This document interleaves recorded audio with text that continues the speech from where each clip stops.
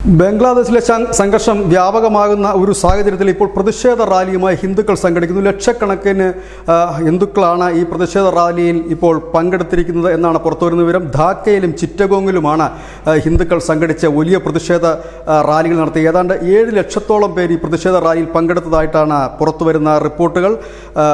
ഈ റാലികളിൽ ഇപ്പോൾ നേരത്തെ പ്രതിഷേധം നടത്തിയ ഷെയ്ഖ് ഹസീനയ്ക്കെതിരെ പ്രതിഷേധം നടത്തിയ വിദ്യാർത്ഥി സംഘടനകളും ഈ റാലിക്ക് പിന്തുണ പ്രഖ്യാപിച്ച് എത്തിയിട്ടുണ്ട് എന്നുള്ളതാണ് അവിടെ മതമൗലികവാദികളെ ഏറെ വെട്ടിലാക്കുന്ന ഒരു കാര്യം. കഴിഞ്ഞ ദിവസം മതമൗലികവാദികളുടെ ചില നേതാക്കൾ ഹിന്ദുക്കൾക്കും ന്യൂനപക്ഷങ്ങൾക്കും നേരെ കൊലവിളി ഉയർത്തിയ ഒരു സാഹചര്യം കൂടിയുണ്ട്.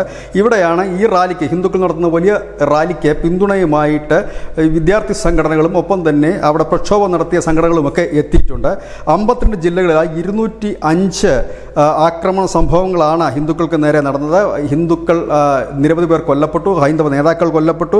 ഇപ്പോൾ ഒരു പുതിയ ഡിമാൻഡും കൂടിയാണ് ഇവർ ഈ റാലിയിൽ ഉയർത്തുന്നത്. ന്യൂനപക്ഷങ്ങൾക്ക് 10% പാർലമെൻറ്റിൽ സംവരണം വേണമെന്ന്, ഒപ്പം തന്നെ ഇപ്പോൾ ഈ കലാപം നടത്തിയവരെ വിചാരണ ചെയ്യാൻ പ്രത്യേക ട്രിബ്യൂണൽ വേണമെന്നും, ന്യൂനപക്ഷങ്ങൾക്ക് പ്രത്യേക നിയമം, അതായത് അവരെ സംരക്ഷിക്കുന്ന പ്രത്യേക നിയമം വേണമെന്നും ആവശ്യപ്പെട്ടുകൊണ്ട് കൂടിയാണ് ഈ റാലി നടക്കുന്നത്.